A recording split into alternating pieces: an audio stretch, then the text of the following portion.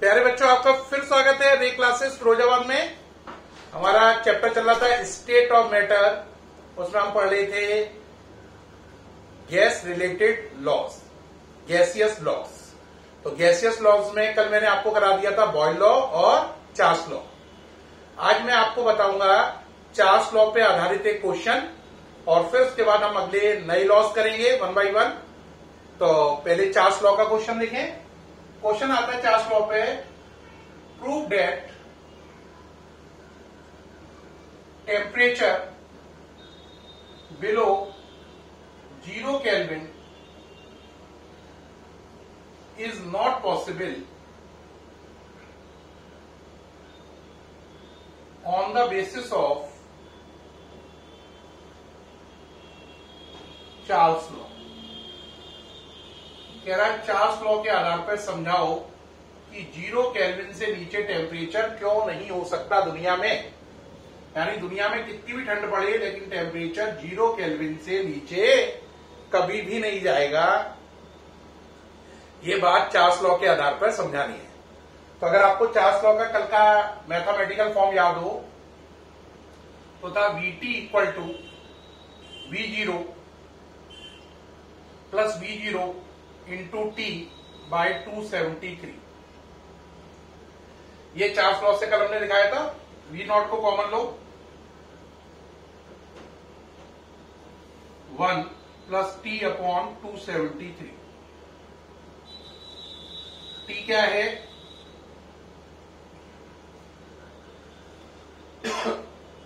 Temperature in degree Celsius, temperature in degree Celsius.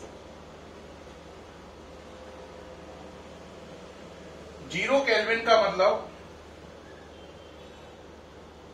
0 kelvin है अगर temperature, तो degree Celsius में कितना हो गया? -273 डिग्री सेल्सियस या 0 केल्विन एक ही बात है। अप्लाई कर दो। 1 माइनस 273 अपॉन 273। इससे कितनी बार गया? ये 1 टाइम ही गया। डिवाइड करने पर 1 माइनस 1, 1 माइनस 1 कितना हो गया? 0 0। क्या साबित हुआ कि 0 केल्विन टेम्परेचर पर वॉल्यूम कितना होगा? 0। यहां से साबित हुआ at 0 kelvin total volume equal to 0। अगर आप टेम्परेचर 0 केल्विन से भी कम करोगे तो वॉल्यूम नेगेटिव हो जाएगा, जो कि पॉसिबल नहीं है। तो क्या लिखेंगे? If temperature is below 0 kelvin then volume is negative, which is not possible, which is not possible। ठीक है। तो प्यारे बच्चों, आपने देखा अगर आप टेम्परेचर 0 केल्विन कर देते हो तो वॉल्यूम 0 हो जाता है। अगर 0 केल्विन से भी नीचे करोगे तो वॉल्यूम नेगेटिव हो जाएगा, और वॉल्यूम कभी भी नेगेटिव हो नहीं सकता। इसलिए 0 केल्विन से नीचे टेम्परेचर जा नहीं सकता। इसमें मैंने मदद किसकी ली? चार्ल्स लॉ की, इसे प्रूव करने में। नोट करें, सामने चढ़ जाओ। ये क्वेश्चन है, हमने प्रूव किया चार्ल्स लॉ से कि 0 केल्विन से नीचे टेम्परेचर नहीं हो सकता, चाहे दुनिया में कितनी भी ठंड क्यों ना पड़े। ठीक है, नेक्स्ट चलेंगे। अब ये फिनिश हो गया। अब अपना Boyle's law, Charles law complete है। अब नेक्स्ट अपन को चलना है बॉयल्स लॉ, चार्ल्स लॉ के बाद अब थर्ड नंबर पे आता है एमंटन्स लॉ। थर्ड है एमंटन्स लॉ, या इसे गैलुजक लॉ भी कहते हैं। गैलुजक लॉ, ये लॉ क्या कहता है? गैलुजक लॉ या Amontons law, at constant at constant volume the pressure of given amount of gas, the pressure of given amount of gas is directly proportional, the pressure of the given amount of gas is directly proportional to the temperature of the gas,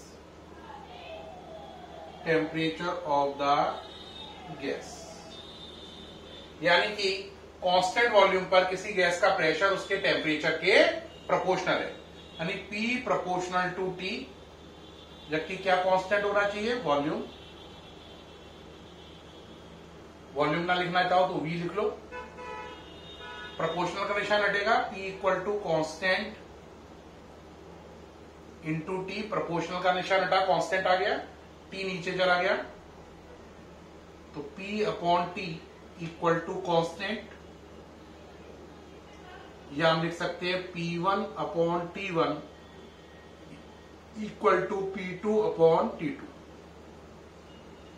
ये इसका mathematical form हो गया, P1 upon T1 equal to P2 upon T2। Note करें, इसमें हमने क्या कहा कि अगर किसी गैस का वॉल्यूम कांस्टेंट रहे तो उसका प्रेशर उसके टेम्परेचर के डायरेक्टली प्रोपोर्शनल है। मैथमेटिकल फॉर्म क्या बना, P1 upon T1 equal to P2 upon T2। ये इसका मैथमेटिकल फॉर्म बन गया। नोट कर लें जल्दी से, हो गया। अब इसका ग्राफ बनाइए, ये हटा रहे हैं, ग्राफ के लिए वर्किंग करेंगे।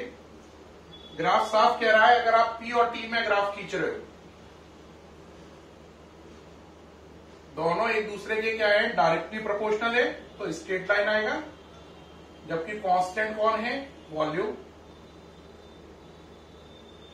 तो ये कर्व क्या आएगा, straight line, straight line curve आएगा, ये लिख दिया।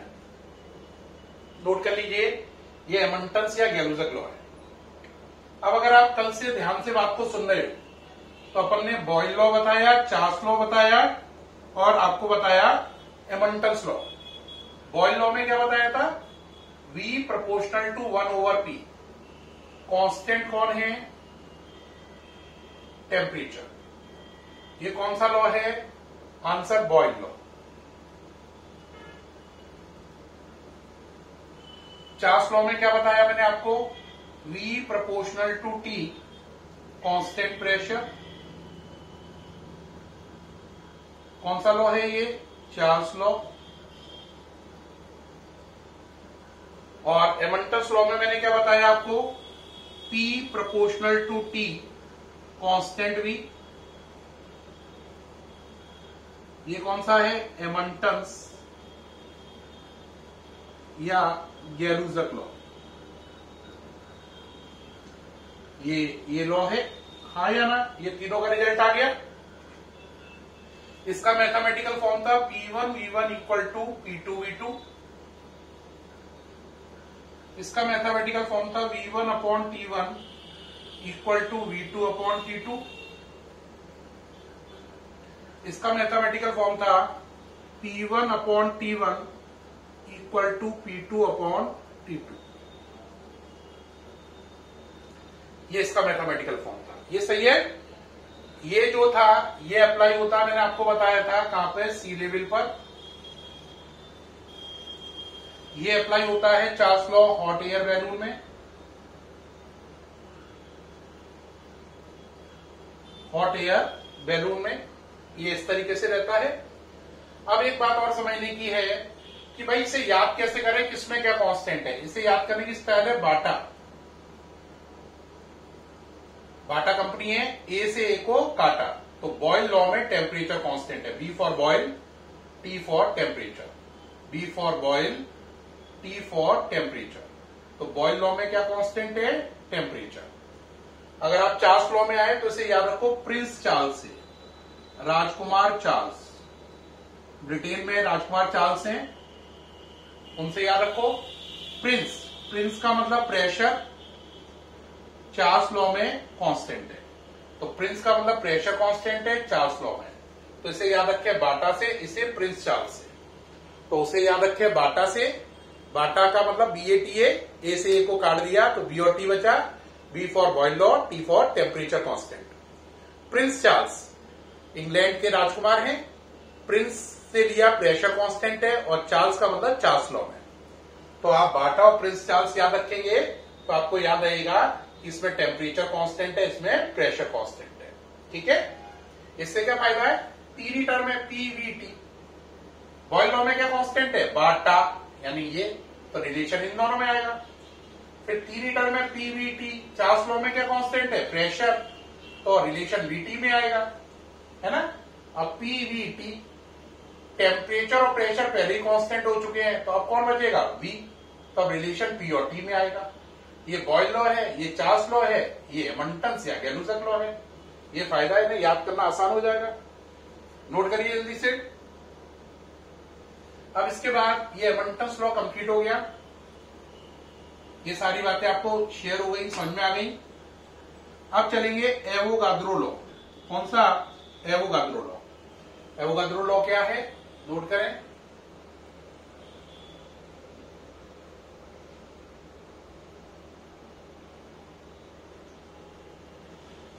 इन्होंने कहा अगर दो गैसें हैं उनके वॉल्यूम सेम लें और अगर उनके प्रेशर और टेम्परेचर भी सेम हो तो उनके अंदर नंबर ऑफ मोल्स या नंबर ऑफ मॉलिक्यूल भी बराबर होंगे। अगर दो गैसें हैं, उनके वॉल्यूम समान हो, अगर उनके प्रेशर टेम्परेचर भी समान हो तो उनके अंदर मॉलिक्यूल की संख्या या मोल की संख्या भी समान होगी। तो क्या है? क्या बोला उन्होंने? At if to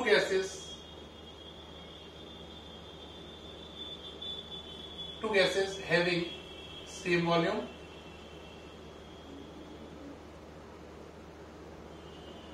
if two gases having same volume and if their pressure and temperature are also same, then they have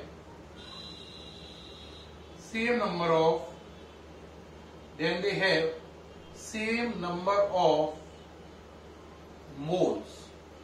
moles word use ना करना चाहो तो आप वर्ड यूज कर सकते हो मॉलिक्यूल्स। यहां से प्रूफ हुआ V proportional to mole, volume proportional to mole या मॉलिक्यूल, जबकि प्रेशर टेम्परेचर क्या है? कांस्टेंट। प्रेशर टेम्परेचर कांस्टेंट है तो V प्रोपोर्शनल टू मोल्स या मॉलिक्यूल। ये एवोगाद्रो लॉ है। ये कहता है अगर दो गैसों के वॉल्यूम समान हो, उनके प्रेशर टेम्परेचर कांस्टेंट हो तो उनके अंदर मॉलिक्यूल की संख्या या मोल की संख्या भी बराबर होगी। ये एवोगाद्रो लॉ है, नोट करें जल्दी से। ओके हो गया। अब एवोगाद्रो लॉ के बाद बात आती है इन सारे लॉ में के बाद नेक्स्ट लॉ आता है ग्राहम लॉ ऑफ डिफ्यूजन। कौन सा?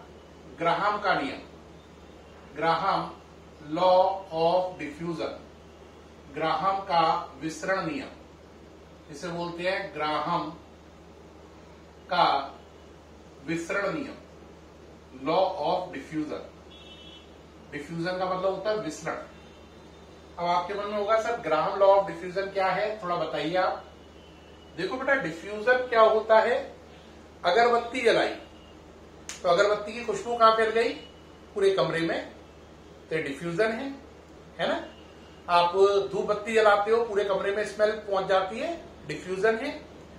सेंट की शीशी है, आपसे गिर गई, पूरे कमरे में स्मेल फैल गई, ये भी क्या है? डिफ्यूजन। तो इंटरमिक्सिंग ऑफ टू और more than two gases is called diffusion. दो या दो से ज्यादा गैसों का आपस में मिलना क्या कहलाता है? डिफ्यूजन। एक वर्ड होता है डिफ्यूजन, एक होता है इफ्यूजन। एक होता है डिफ्यूजन, एक होता है इफ्यूजन। दोनों में अंतर क्या होता है?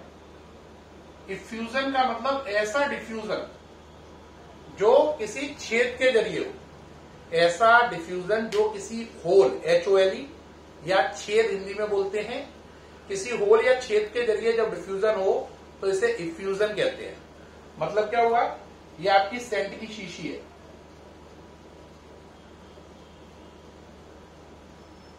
किसकी शीशी है? परफ्यूम की। अब इसमें एक छोटा सा छेद है, ये आपने स्प्रे किया, इस छेद में से परफ्यूम बाहर आ रहा है, खुशबू फैल रही है, तो ये क्या है? इफ्यूजन। लेकिन अगर ये सेंट की शीशी आपके हाथ से गिर जाए और ये टूट जाए, ब्रेक हो जाए, तो जो खुशबू फैलेगी पूरे कमरे में वो क्या कहलाएगी? डिफ्यूजन। तो ऐसा डिफ्यूजन जो किसी छेद के जरिए होता है उसे इफ्यूजन कहते हैं। तो सेंट की शीशी के टूटने पर पूरे कमरे में खुशबू फैलना डिफ्यूजन है, लेकिन सेंट की शीशी पे आप हाथ लगाकर उस छेद में से परफ्यूम बाहर निकालें और पूरे कमरे में खुशबू फैले, तो ये इफ्यूजन है। ठीक है ना?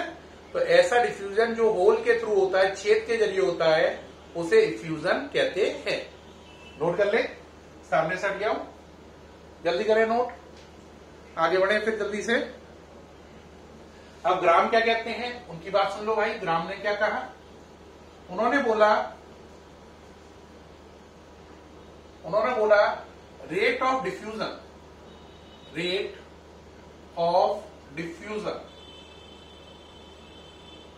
Of a gas is inversely proportional to the square root of its vapor density.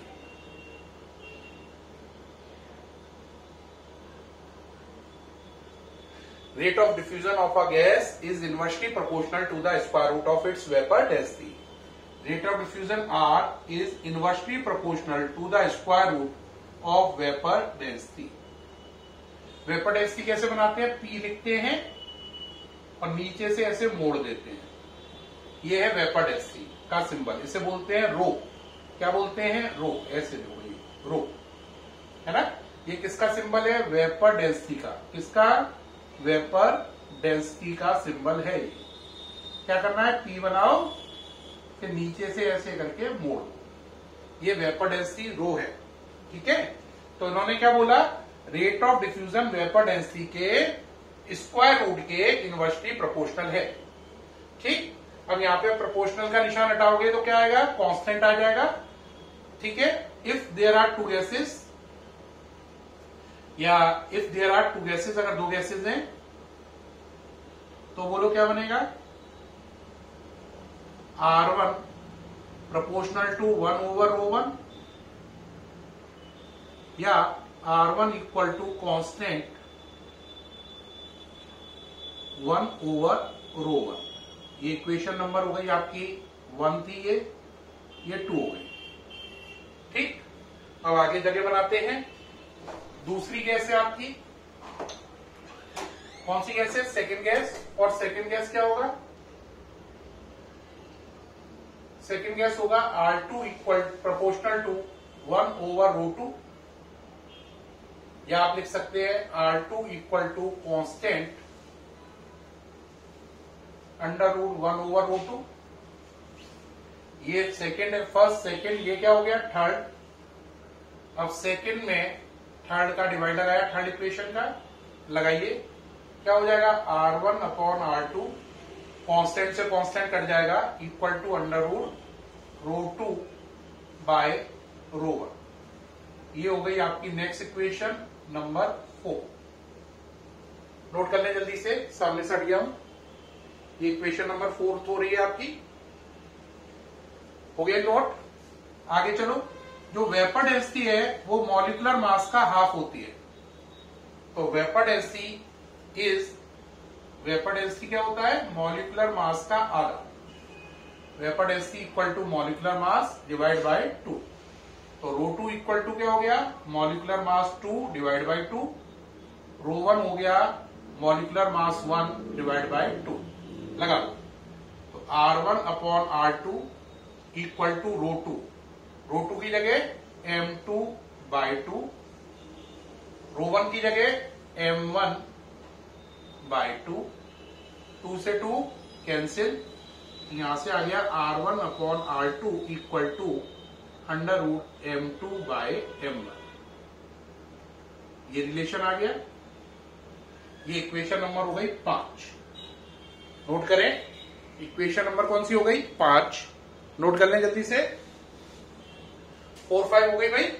अब आगे बढ़े, ऊपर की थोड़ी जगह हटा देते हैं, बना देते हैं। यहां से जो आर होता है ये वॉल्यूम अपॉन टाइम होता है। रेट ऑफ डिफ्यूजन जो है ना, ये क्या होता है? Rate of diffusion equal to होता है volume upon time taken. Volume upon क्या होता है? Time taken. Volume of gas diffuse upon time taken. कितना गैस का वॉल्यूम गया अपॉन कितना टाइम लगा। अगर ये बात सही है तो आर इक्वल टू बोलो क्या हो गया? Volume upon time. अब ये बात यहां पे फिट कर दो। R1 की जगह V1 अपॉन T1, R2 की जगह V2 अपॉन T2 कहा जाएगा? ऊपर, equal to under root M2 by M1। ये फिर फॉर्मूला बन गया नया। नोट कर लीजिए, ये फॉर्मूला नंबर हो गया 6। सारे फॉर्मूले नोट कर ले जल्दी जल्दी से, जल्दी जल्दी कर ले भाई। ये फॉर्मूला नंबर क्या हो गया? 6 हो गया। उम्मीद है आपने नोट कर लिया होगा। अब इसके बाद बात आती है कि सर ये पूरे सारे फॉर्मूले बन गए, बहुत अच्छी बात है, इनको एक साथ लिख दीजिए। ऐसे तो हमें याद ही नहीं रहेंगे आपने क्या क्या बनाया। बिल्कुल सही बात है, सारे फॉर्मूले एक साथ देखो। ग्राम्स लॉ के फॉर्मूले एक साथ देखें, ग्राम्स लॉ के सारे फॉर्मूले एक साथ देखें। पहला क्या था? आर प्रोपोर्शनल टू 1 ओवर रो, ठीक, वो भी अंडर रूट में। ये फर्स्ट था। सेकेंड फॉर्मूला था R1 upon R2 equal to under root rho 2 by rho 1, ये सेकेंड फॉर्मूला था। तीसरा था R1 upon R2 equal to under root M2 by M1, ये तीसरा काम का फॉर्मूला था। चौथा फॉर्मूला हमने सीखा, क्या है वो चौथा फॉर्मूला? वो सीखा V1 upon T1 V2 upon T2 equal to under root M2 by M1। ये 4 फॉर्मूले हमने सीखे, ये 1, ये 2, ये 3 और ये 4। ये 4 फॉर्मूले हमने ग्राम लॉ में सीखे। इस लॉ में हमने बताया कि रेट ऑफ डिफ्यूजन है ना, वेपर डेंसिटी के स्क्वायर रूट के इनवर्सली प्रोपोर्शनल होती है। डिफ्यूजन का मतलब क्या बताया? मिक्सिंग ऑफ 2 और more then 2 gases is called diffusion. और ऐसा डिफ्यूजन जो छेद के जरिए होता है उसे डिफ्यूजन कहते हैं। नोट करें, ठीक है प्यारे बच्चों। मुझे उम्मीद है आज मैंने आपको बहुत सारी चीजें बताई, है ना। चार्ल्स लॉ से प्रूव किया कि 0 केल्विन से नीचे टेम्परेचर क्यों नहीं होता है। एवोगाद्रो लॉ बताया, ग्राम लॉ बताया। ये सारे आर्टिकल आपको अल्ट्रा क्लियर हुए होंगे। फिर मुलाकात होगी कल नई वीडियो के साथ। तब तक के लिए बाय।